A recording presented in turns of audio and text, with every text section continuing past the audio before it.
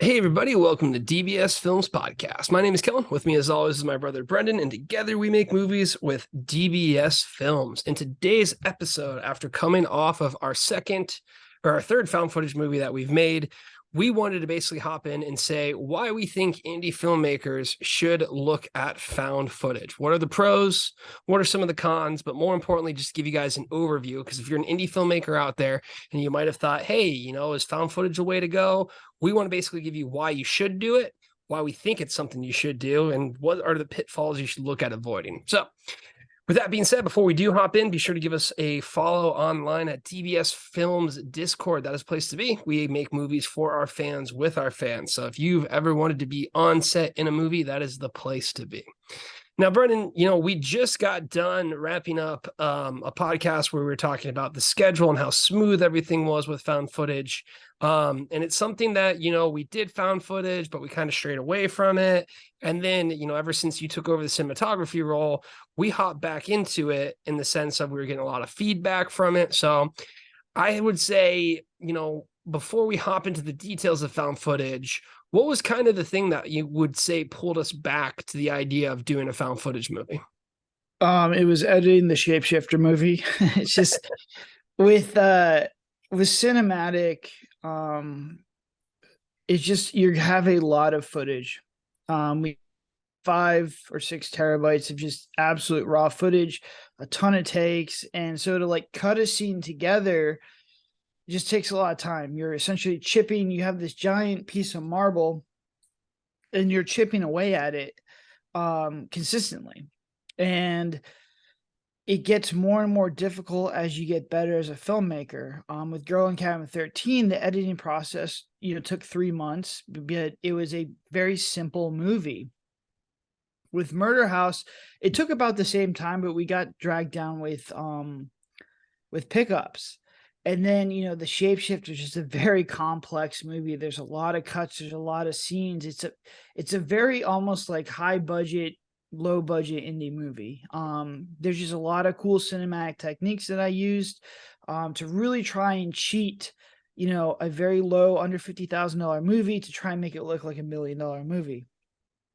The movie looks absolutely phenomenal, but to get it to that point, has been absolutely very, very, very difficult. Just because the amount of man hours that I have to devote to this movie is, just it's insane. And it wouldn't be a problem if I only had made the Shapeshifter last year. If I could focus all my attention on editing the Shapeshifter, it wouldn't be a problem. But, obviously I have a day job. I got to run the OG DBS business. So that takes up most of my day. And then, my goal is not to make one movie in a year. My goal is to make 3 movies in a year. So, we're working with the Murder House. I had to work with distribution. That took up time. We had to do marketing for Murder House. That took up time. Then we had to do pre-production on Into the Forest 2.0. That's script writing. That's working with the actors. The amount of pre-production that we did on this one is absolutely ridiculous. So really my day from I try and edit from like 3 or 4 o'clock till 10 o'clock at night was taken up by Zoom meetings and writing meetings and trying to get, the next project done. Because once you start, once the wheels start turning on another movie, you can't stop that. Where editing, you kind of can, there's no timeline of whenever to get it. So Shapeshifter just has taken a little bit longer, but I just don't think I can make, my goal is to do 4 movies in a year. And when I say do movies, I want to shoot them and upload them. So there's 4 movies uploaded in a year. Most people do 1 movie every 2 or 3 years. And so looking back on it, if I were to make 4 movies like Shapeshifter, I just don't think it's possible to get them all edited and uploaded without an editing team. I just don't think it's in the realm of what we have, and we don't have any money to have, editors come in here and, really kind of hammer these things home. Plus, I just don't think we have access to editors that are as good as, me and Kel. So, something had to change. If I wanted to hit my goals, we have to do something else. And I think, exploring found footage, and I'm not saying we're going to do 4 found footage movies, but we might. It's going to allow us to just make more content and the more content, it's really going to allow us to focus on story. And I think that that's really where we need to be right now, to get better at telling stories, to see what people like, because you never know what people are going to like, to really hone in on what people like, and then just start to make the 2.0 and the 3.0 and the 4.0 versions of our movies is really the goal. And I think that, found footage just makes it a lot easier. As far as like with cinematic and on the indie level, there's just so much stuff involved in that, even Hollywood movies, you're going to need a lot of editing. There's editing teams, there's editing supervisors to get those things out in 6 to 8 months. And, here we're just trying to get, a movie out in 3 to 4 months. And it's just, unless it's found footage, it's going to be tough. It's going to be very difficult to do that while also making, 3 other movies. So I think this is kind of the business changing. We're pivoting a little bit here. That being said, though, I think the quality of product, the look of this one, and, how it turned out is by far our best movie. So I don't think there's been any kind of sacrifice to quality, to storytelling, to overall intensity of the movie as far as like pop scares and stuff. I think that this is a cinematic movie told in a found footage way that I think will appeal to both the people who love found footage and also the people who are just looking for a really good movie. So I'm glad you kind of started with that, just because, I think that's the overall idea for being an indie filmmaker is a found footage movie, if done correctly, should be much easier and quicker to upload. And I think we find the biggest flaw in indie filmmaking is you will write something that never gets shot. You will shoot something that never gets uploaded. And I think that's the vast majority of what ends up happening. And found footage offers an element to having an ease of production. Now, we'll talk about the counterpoint to that, which is you have to film it, and working with actors, and that can be a lot more difficult. But it generally gives you the ability to go from point A to point B in a very quick fashion, have something that's uploaded and ready to go. And now the second reason why I think you should look at a found footage movie to do, especially as one of your earlier ones, is it will allow you to hone in on the basics and get a lot of cover from the flack that you would get. When it's a cinematic movie, you are up against the multi-million-dollar budgets. The Haunting of the Murder House was #1 on Amazon Prime until Top Gun dethroned it. And I think when I did the math, we could make 14,000 murder houses for the price of Top Gun.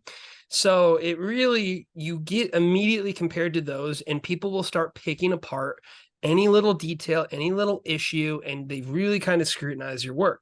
Now, that can be a good thing, but usually if we look at like our past movies, especially the earlier ones, the sound, this looks weird, this is odd, like you get a lot of those comments that come through just because, again, you are not well versed when it comes to making movies yet. You're still learning. It's part of the process. Found footage offers you a technical blanket because it's part of the look. And I think that can be such a massive, massive advantage for filmmakers, and mainly because it allows you to focus on the storytelling element. There's a ton of filmmakers who they can't do the technical aspect of it because, again, it's a lot harder than a lot of people think. And they don't even get any feedback about their story. And if you have the most beautiful looking movie ever and everything's technically perfect, well, you found out that the, storytelling, the pacing, all of those things are off. So what are your thoughts on kind of, being able to have that shroud and being able to, focus in more on kind of the pacing and the elements that, regardless of how you film it, are going to be critical? Yeah, I think, the most important things, as a filmmaker is story and pacing. Story, because obviously you want to tell a good story. So, found footage allows you to focus on that. You're going to get more feedback on it because people aren't going to turn it off because, the lighting is not correct, or, you're not using a, Hollywood camera or Hollywood lens. It is extremely, extremely difficult to cheat a movie that's under $50,000 and make it look like $1 million movie, because it comes down to the details. Like in Hollywood, on $1 million movie, you're shooting a page a day. You have a whole lighting team that's going to come in and make sure this is properly lit. You have professional actors that, people have seen in other movies before. You're using lenses that are $50,000, $60,000. You have professional sound people. You have professional post-production people. It's impossible to cheat it. They're honestly shooting for one day what our budget is for the entire shoot to make this entire movie. So there's ways you could cheat that, and we tried our best in Shapeshifter. It's still a lot of editing to come in there. With found footage, people will forgive it because it is found footage. Like the audio could be a little bit off. You can, cut around things. It's obviously like a handheld camera, so the lighting doesn't really affect it. And just to give you an example, we have the original Into the Forest up on Film Hub, and they had sent me a message saying like there's some issues with the movie, and I just replied back and said it's found footage. It was a creative decision. And if that was a cinematic movie, they would have probably pulled the movie. But I don't have access to those files any longer. And the person who we worked with before just we weren't getting the quality that needed to be to pass quality control. So it was basically me saying like, hey, like this is the movie we have. Can you guys squeak it past quality control? And they were able to do it. Hence we have Into the Force in there, but they only did that because it's found footage. And we're just like, hey, this is a creative choice, when really it was just our incompetence. So that's like another thing, is you can kind of get around with the other things. So if it gets past quality control, your regular old Joe is not going to really notice a lot of these things. But yeah, it'll allow you to focus on story and then pacing, because pacing is so critical, especially if you're on AVOD markets. All these algorithms that are run on all these platforms, you have to keep the viewer engaged and they have to watch it from start to finish. If you don't do that, you're not going to get feedback. You're not going to get money. You're just not going to have a good time. And found footage allows you to do that. It allows you to really focus on story and pacing, and that's how you get better as a filmmaker. Yep, 100%. That's something that regardless of the movie that you make, if you have an understanding of pacing, if you have those understanding, and I think that leads me up to my third thing that I was going to mention. At the end of the day, this is a business. And a business requires you to make money and to make something for less money and recuperate it more. And what ends up happening a lot is there's so much risk in a cinematic for just different costs and things like that. Whereas a found footage movie, because of the nature of it, you can really get by on a low budget. And we say this, start small, start as small as you humanly can and start crawling up to it. And a lot of times we unfortunately see the other element of this, which is people will get all of their budget together and they will make a single feature and they either don't get distribution or they get a very bad deal of distribution, but they're already so far ahead. So I think found footage can really be one of the easiest ways to ease into this process, especially if you want to make consistent productions, consistent money off of this so that you can scale and grow another one. Because unfortunately, guys, it's not it's not what it used to be, and it's getting compressed every single year more and more just by the streaming services out there. So what you were talking about, a lot of cinematic will have no shot if you don't have any of this stuff. If you don't have a character, if you don't have a genre, found footage actually has a very, very loyal built-in audience. So you want to kind of talk about how found footage can actually be the smartest business decision for a lot of indie filmmakers too. Yeah, so I always see indie filmmakers saying they need a bigger budget, they want a bigger budget. And so just to give you an example of the 12 movies that we've made, the ones with the least amount of budget, the lowest budget, have performed the best and made the most money. Like that is just our experience. And we've had 12 movies, and literally the ones that we've spent the most money on have been the worst performing movies that we've made. It makes no sense at all. And I'm going to shoot another one in December. It's a super small, like 1 or 2 person movie, found footage movie. And I just know it's going to be the highest performing one we have yet. It's just like the law of whatever's going on. That's just how it is. And so I think the main takeaway from this, I think at some point it will change, but the main takeaway is budget does not make a better product. Budget does not make a better movie. It actually probably is the opposite, as in if you don't know how to actually use the budget properly, if you don't have experience using it with working with other people, I think it's essentially giving like a baby a bazooka where you're just going to blow yourself up. And you're just going to give yourself so much rope that you're going to hang yourself. And I think that's a lot of issues with indie filmmakers is they're like, I need $300,000. But they have no idea how to spend that $300,000. They have no idea how to allocate that $300,000. And the people they bring on that they're spending the $300,000 on, they don't know how to work with them. So you have like this whole thing of just absolute incompetence that's just being poured gasoline and money on it, and it's just not going to work out well. Which is, I think, why you see so many high budget movies. Like, I'll turn on a movie, I'm like, whoa, this is like really cinematic. This acting is like really good, and the movie's just absolutely terrible. And that's just, I think that's the problem. I think you start as small as you humanly possibly can, which is found footage, and then scale up. And in our case, we're scaling down constantly. I'm trying to like compress this stuff because I understand what you need to spend money on, and that is acting and getting the right people in. It's small details like props and set locations. And then other than that, like, yes, some of that, would I like extra money to have PAs and other people on there to really like help us out? Yes, but it's not going to be a driving force in how good this production is and how much money we can actually get back from this production. Yeah, no, it really is wild in the sense that you see it now, all the time. I just hear it where my favorite is when they're like, I need 100 to 200K. Those are two very different numbers, first off. But I wouldn't even want to touch that. We talk about it like, dude, why would you do that in this landscape, in this environment? It's better to learn, make a movie, and survive. Whereas I feel like we see people will spend 5 to 7 years to make a movie.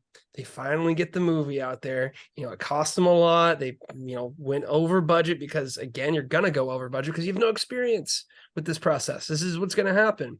Then, they get a distribution deal if they're lucky. And, when they get their first check back, it's just absolutely wind out of your sails and you're done.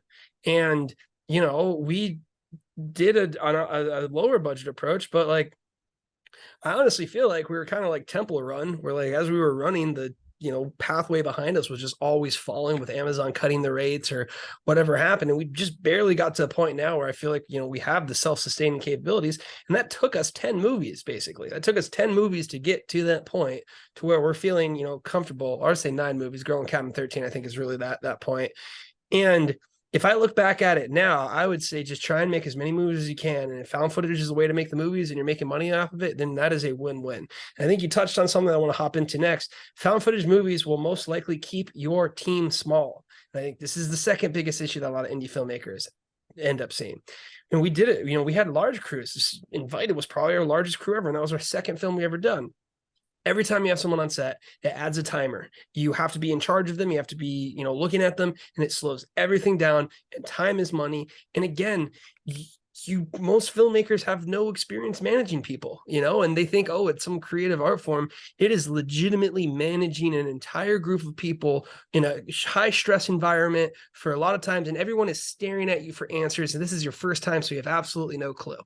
And do you want to talk about now how it will keep you within your means in doing a found footage one? And I think the other thing with found footage is usually it grounds you in reality right away, because when you're doing cinematic, you might have this crazy concept that you think would be really cool. Whereas found footage, I think it generally pulls you to that, group of kids, group of whatever, something happens. It's usually horror. So I think the nature of found footage alone keeps you from exploding your budget. Yeah, I mean, you're just gonna have to keep it small because like, what else you gonna spend your money on? You want to keep it small and gritty, and I think it's what you're bringing up as far as like the crew. I think that's a big thing too, man. I think a lot of people think like, oh, I want to be the director, so I can just like, push people around and they have to do what I say, and I am the boss. Like, people just want to be the boss, where really, it's managing people under an extremely tight deadline with extremely high pressure. If you don't have experience managing people just in a normal day-to-day setting and communicating with them properly, just in a normal 9-to-5 job, communicating and managing people is extremely, extremely difficult. Getting them to do what you want in a way that they feel fulfilled and that there's a good channel of communication is extremely difficult. Now take that, times it by 30, add a huge amount of money on the line, add a time crunch, and add, making a movie is just an extremely volatile thing where things are constantly going wrong. And you put someone in the director's chair who has no experience on a movie shoot, or has no experience managing people and has no experience communicating to a large group of people, is just going to be disaster. Like, it's going to be absolutely disaster. Where, our philosophy comes from I lead from the bottom, not the top. Like, I will always be the one who, works the hardest, and, I sleep on the couch, and, I do the most. Like, I will work the hardest out of any person on the crew. And, that's the, idea that I want. There is no director's chair on our set. And I think a lot of people come on there and they just want the power. They want the power of being the director, and they want the power of, telling people what to do. And that is just the opposite of how you want to run a movie. It is literally, you do not want to lead from the top on this project, especially if you're indie. It's just not going to be good.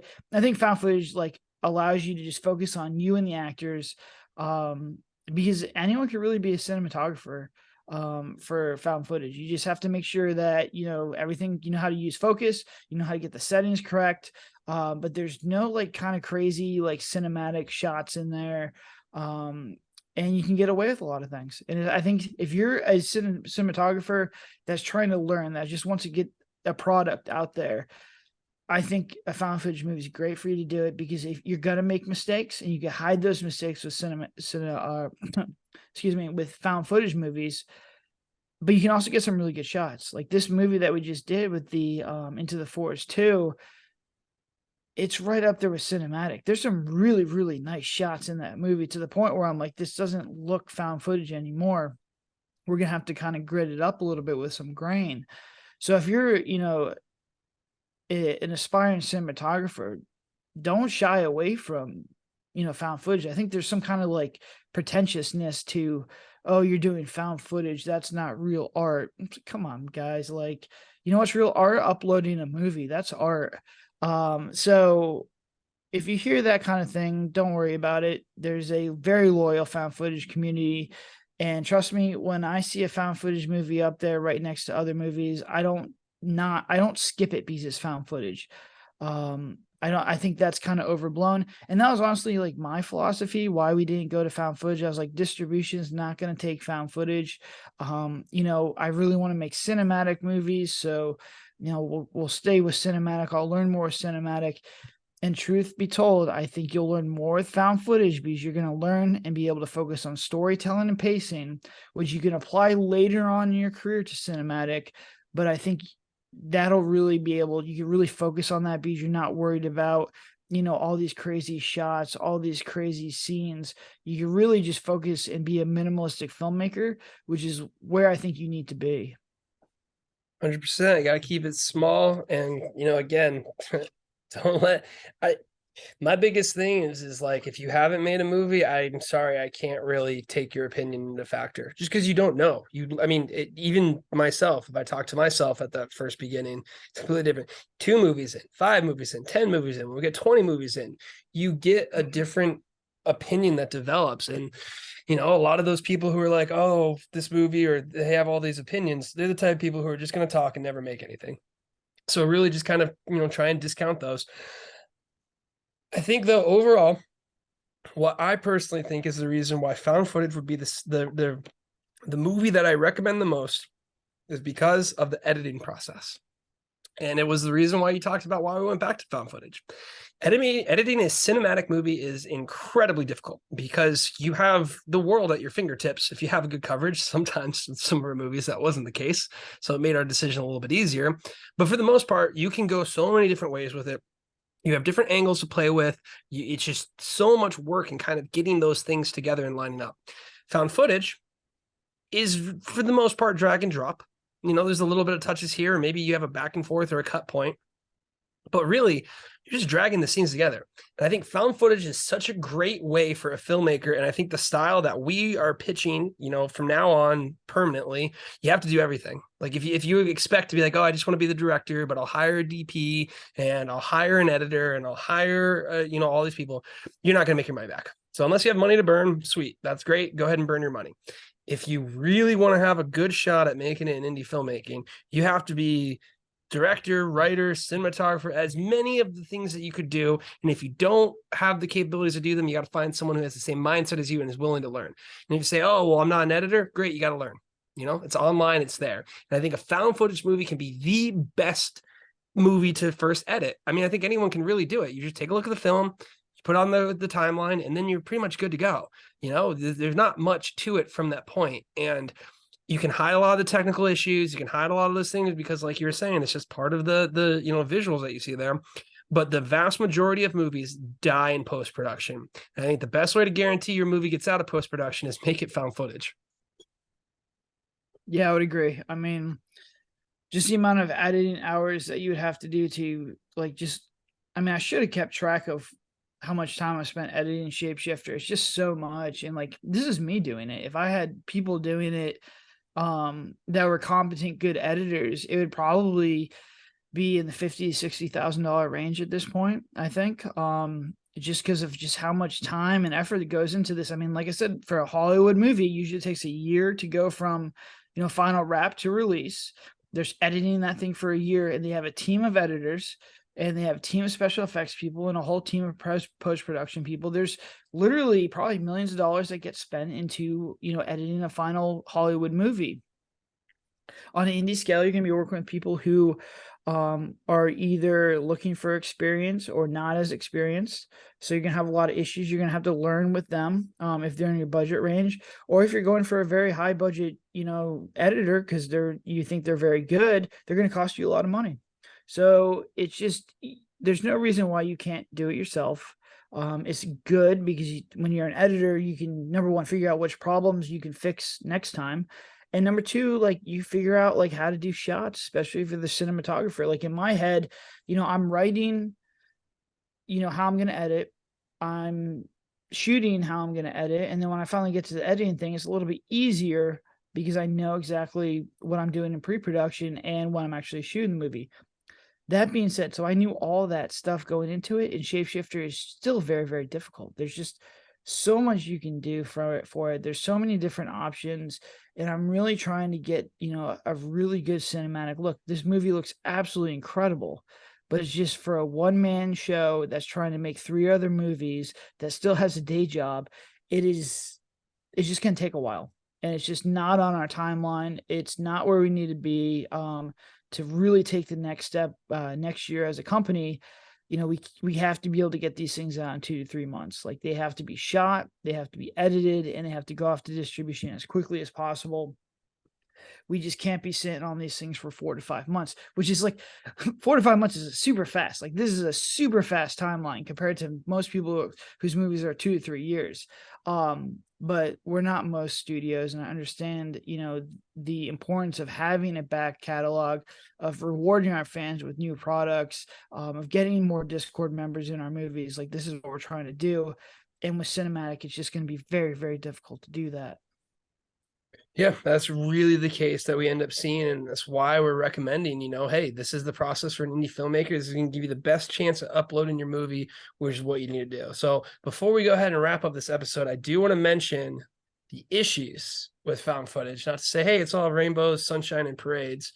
What we are looking at when it comes to found footage, in my opinion, the biggest issue is going to put a lot of pressure on your actors. And, we talked about, hey, you can rectify this with pre-production. So if you have the ability to do pre-production, it's going to allow you to go ahead and just really enhance your capabilities of, performing. But the big issue is with cinematic, you have angles to cut from. So if anyone's having issues, I can literally take the best take from every single, we get 10 takes. I can take the best take for every single actor and cut around it. For found footage, you take one take. And what may happen is someone's good take is someone's terrible take in that one. And it puts a lot of stress on the actors. I think if you watch a lot of other indie films, you can kind of see, I call it put an actor on an island where something's happened. And usually from my experience, it's not the actor that kind of gets stuck isn't actually the actor that either screwed up or changed something. It's usually an actor before them. So like maybe the line was one thing and they changed it to something else. And then the other actor has to react to that. And they're kind of thrown off because they have the line in their place.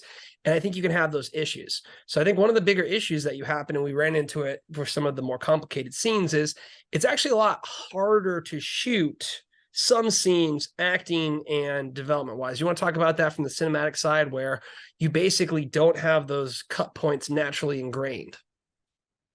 Yeah, I mean, it's going to be difficult, and it's just going to be tough. I'm trying to think like whether or not I could have made this movie, the one we just did, Into the Forest, earlier in my career. because you do have to make sure that the actors, can nail these oneers, and they're 1-2 minutes. They're 1-2 minute oneers. There's a lot of blocking. And then me as a cameraman, I have to nail it as well. I have to have good focus. I have to be able to block myself. I have to get everything, in the shot. So if you are using another cinematographer, it's just someone else you have to worry about. You have to move them around like an actor. But I did a lot of, pre-production with them. They were all extremely talented actors. So we made sure that, there's a level of comfort, there's a level of improv in case like someone missed a line, they could still keep going.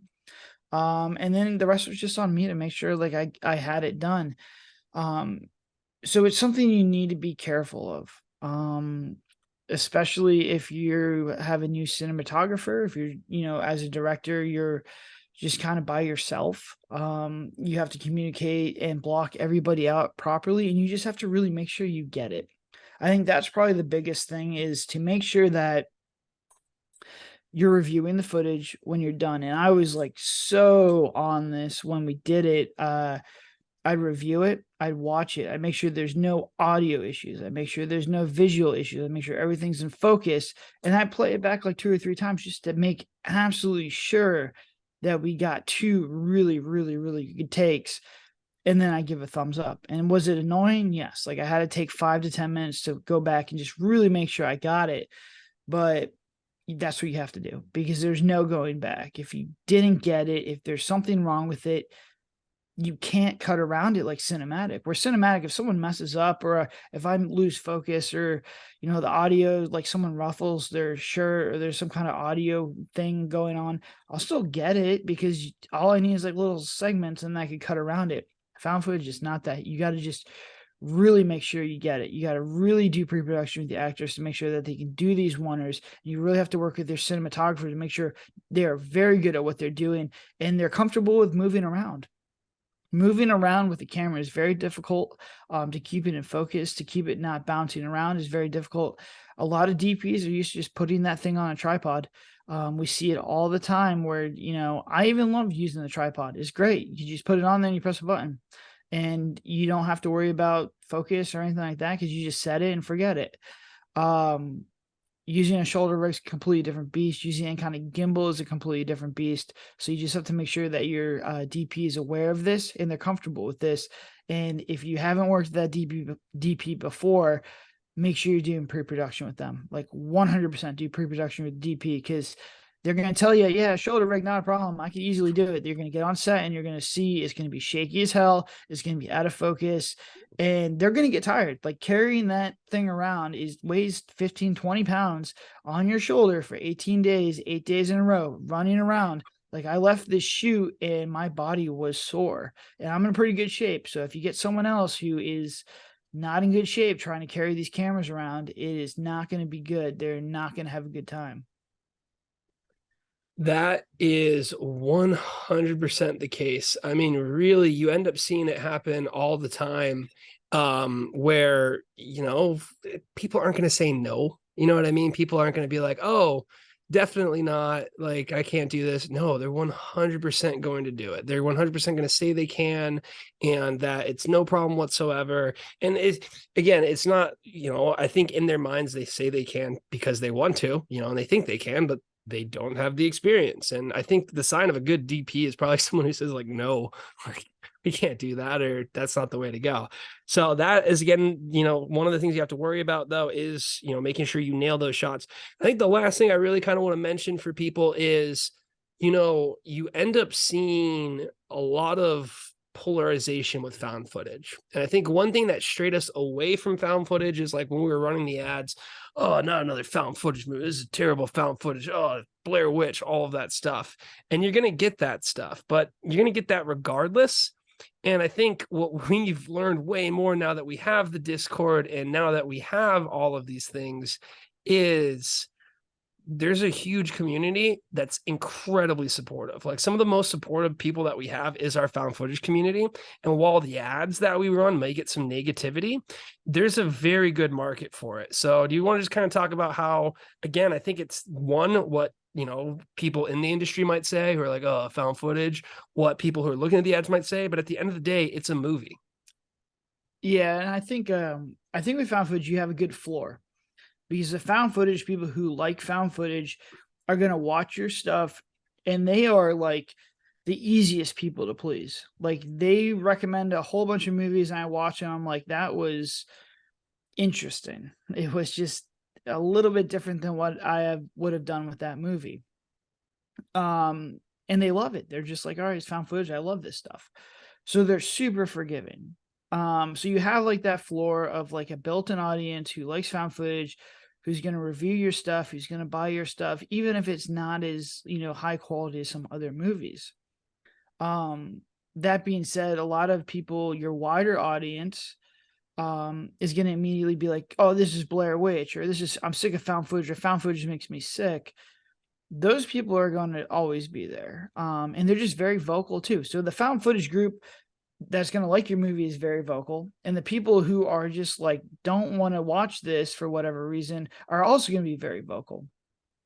But the thing is, like, those people that are very vocal, that are going to talk, shit about the found footage stuff, they're still going to watch your movie, which is a win for you anyways. Like with cinematic, those people who are like, this looks like Blair Witch, I'm sick of found footage, are going to watch your movie, and yeah, they'll probably give you bad reviews, but that's what it is. Where if it's cinematic, those people are still going to give you bad reviews anyways. So it doesn't really matter.